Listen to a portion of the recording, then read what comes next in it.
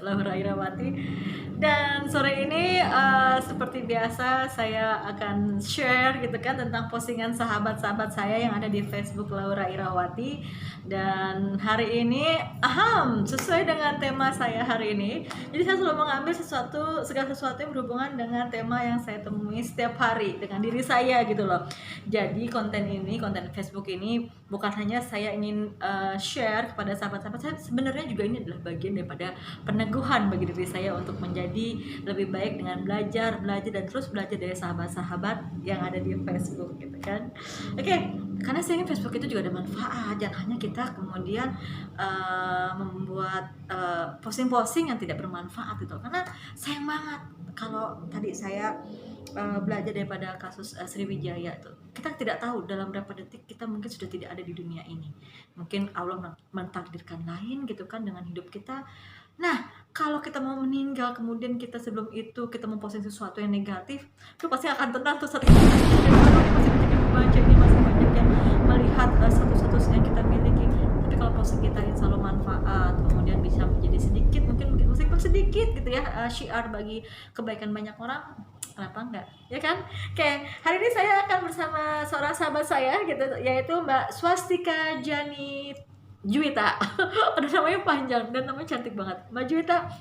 Mbak Swastika, salam kenal dengan saya Laura Irawati. Kita sering ya komen-komenan gitu, karena beliau ini adalah seorang educational product consultant. Jadi beliau ini menyediakan produk edukasi dan peralatan masak untuk sahabat-sahabat yang mungkin butuh.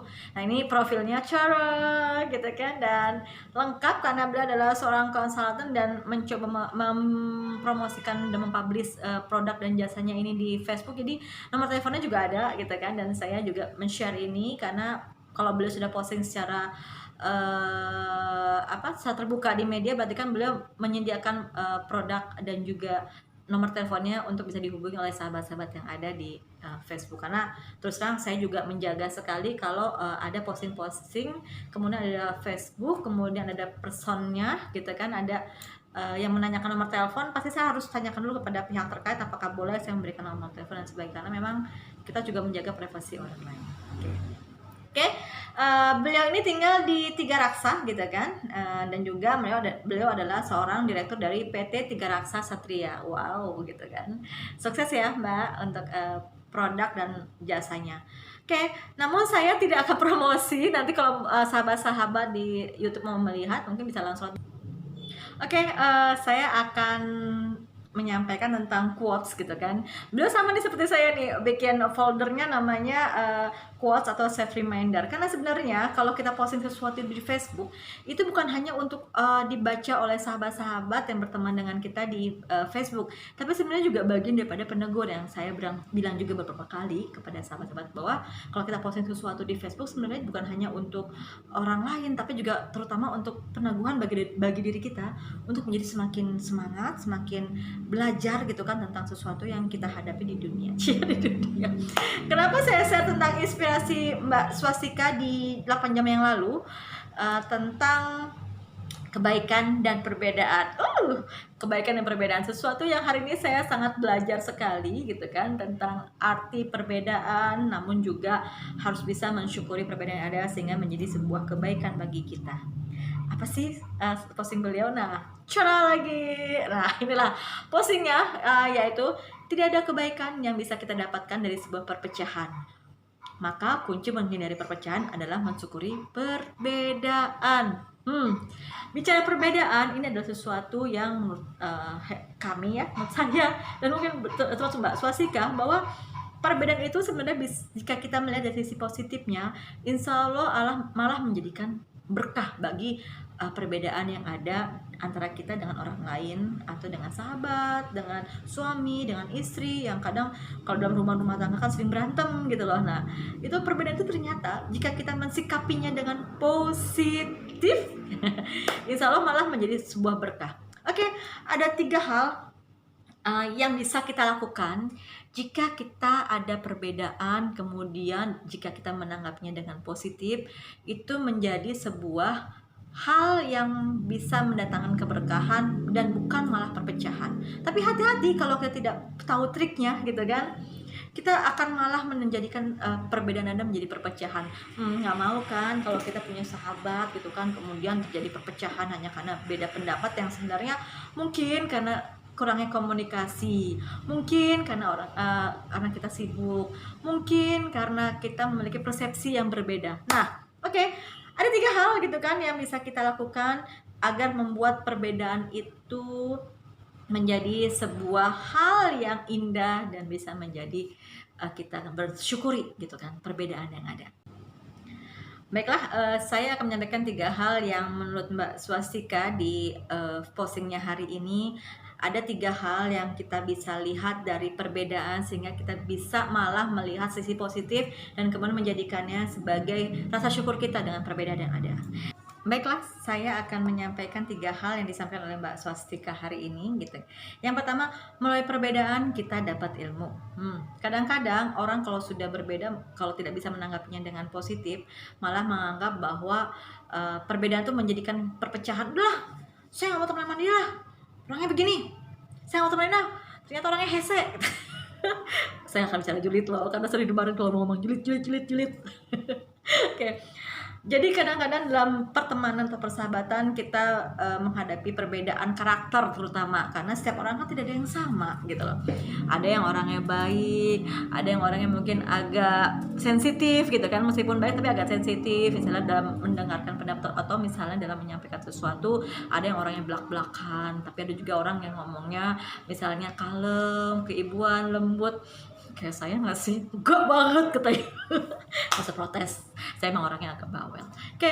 Jadi kalau dalam perbedaan kita dapat ilmu tadi, kadang-kadang karena perbedaan karakter setiap orang yang berbeda gitu kan, kita seringkali akhirnya belajar, dapat ilmu nih bagaimana kita menghadapi orang lain, bagaimana kita kemudian bersikap untuk lebih baik sehingga bisa lebih diterima oleh orang-orang lain dalam menyampaikan apa yang kita ingin sampaikan atau kita inginkan. Dan seringkali ini juga menjadi perbedaan yang ada malah menjadikan kita mendapatkan ilmu misalnya dalam manajemen perusahaan. Nah, manajemen MSDM terutama kan. Nah, ini tadi kenapa seringkali orang menjadi dewasa saat ada dalam sebuah komunitas, dalam sebuah organisasi atau dalam sebuah perusahaan. Karena di situ dengan perbedaan karakter, perbedaan cara kerja, perbedaan pola pikir, akhirnya orang belajar untuk menjadi dewasa dalam menjalankan sebuah perusahaan atau menjalankan sebuah organisasi. Saya belajar banget ini gitu dari sahabat saya. Oke. Jadi tadi perbedaan itu malah membuat kita mendapatkan ilmu kalau kita melihatnya secara positif dan kemudian kita ingin belajar. Nah, proses belajar inilah yang kemudian tadi menjadi konsepsi diri kita dalam menghadapi sesuatu, terutama dalam menghadapi perbedaan yang ada dan kemudian membuatnya menjadi sebuah harmoni. Oke, itu yang pertama. Kita bicara cara yang kedua, melalui perbedaan kita dapat keindahan. Masa sih kalau berbeda itu bukannya malah jadi pecah gitu, kemudian malah terjadi sesuatu kesepakatan dalam melakukan pekerjaan misalnya. Nah, ini yang kadang-kadang salah diartikan oleh banyak orang sehingga akhirnya mungkin bagi pihak yang tidak dewasa, perbedaan malah dilihatnya, udahlah kalau gitu saya nggak mau ikut-ikutan, saya malas sih, ya seperti itu. Ini ibu-ibu nih biasanya nih. Gitu. Oke. Saya misalnya kebetulan saya pengawas di sebuah koperasi gitu. Saya ada jadi pengawas di 2 koperasi, tapi yang paling dinamikanya paling naik adalah koperasi perempuan. Uniknya dalam sebuah koperasi perempuan itu karena para ibu-ibu nih isinya kan ya. Tahu kan ibu-ibu seperti saya gitu kan. Ini teman-teman saya gitu yang ada sekitar 35 orang. Ini biasanya punya keinginan berbeda-beda, kemudian punya kebutuhan yang berbeda-beda, punya tingkat pemahaman yang berbeda-beda gitu. Jadi akhirnya seringkali terjadi gesekan gitu kan, emosional misalnya. Nah, ini tadi padahal perbedaan itu indah, bukan hanya dalam karakter, dalam perbedaan usahanya pun malah menjadi sebuah keindahan. Coba kalau semuanya jualan emping, semua yang ada di saya sebutin nih KPSM nih, karena ini adalah koperasi favorit saya, di mana di sana ada sahabat-sahabat saya.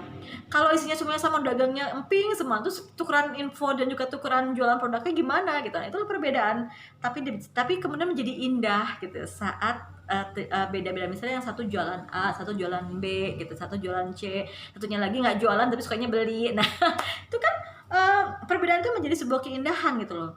Juga perbedaan dalam misalnya kita membuat sebuah program. Tujuannya sama, tapi prosesnya yang berbeda. Kadang misalnya sama nih, kita sebagai pengusaha, misalnya saya nih bersama sahabat-sahabat saya membuat sebuah perusahaan, targetnya sama, bagaimana kita membuat laba yang besar dengan pekerjaan yang kita lakukan. Tapi terkadang prosesnya itu tidak sama, ada yang ingin instan, ada yang tidak mau capek misalnya, atau misalnya ada yang ingin misalnya proyeknya besar-besar aja deh, yang MM-an gitu. Itu saya. Terus kemudian kebetulan komisaris utamanya misalnya galak gitu ya, jangan ambil itu, nanti kita kena KPK, atau kami nanti misalnya harus mengirim rantang makanan ke Bu Laura. Kok saya masih tak masalah perusahaan di mana kami berada.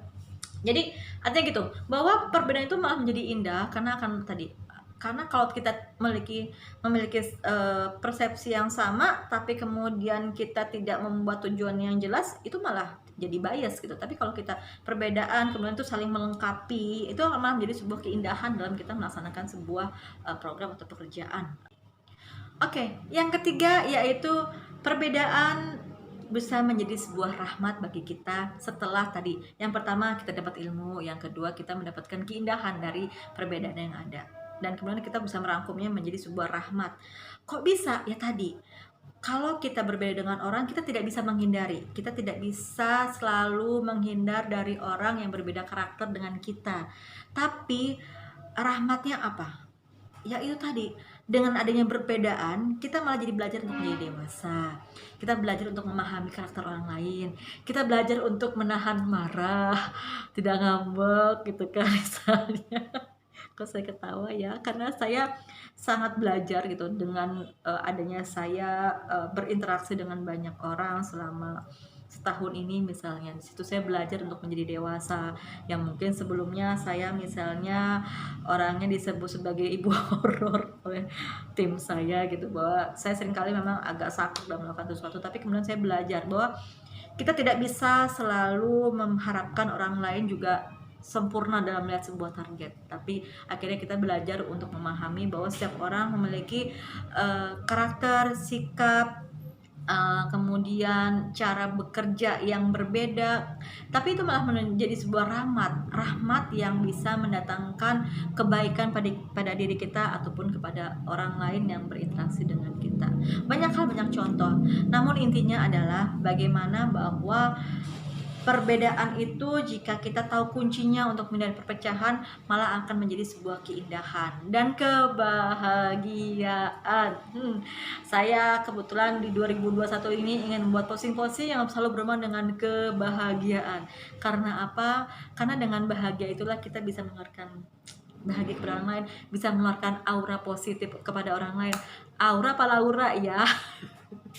Oke, jadi dengan sahabat-sahabat, 3 trik yang kita dapat dari Mbak Swastika Jani Juwita hari ini. Terima kasih Mbak Juwita, sukses untuk usahanya. Saya munculkan kembali Tara gitu kan. Terima kasih untuk posting inspirasinya hari ini, dan sahabat-sahabat bisa invite beliau karena beliau seringkali membuat postingan di pagi hari seperti saya untuk membuat peneguhan terhadap usahanya dan juga terhadap mungkin pribadi beliau seperti saya gitu kan, biar semakin semangat dalam menghadapi hidup, semakin semangat dan optimis, termasuk untuk mendapatkan berkah setelah sahabat-sahabat mungkin terinspirasi dengan yang disampaikan oleh Mbak Swastika dan juga mungkin oleh saya di apalagi di hari ini di YouTube saya, yang insya Allah meskipun sedikit semoga bisa menjadi bagian bagi diri saya untuk peneguhan, untuk saya belajar dan terus belajar termasuk sahabat. Assalamualaikum warahmatullahi wabarakatuh.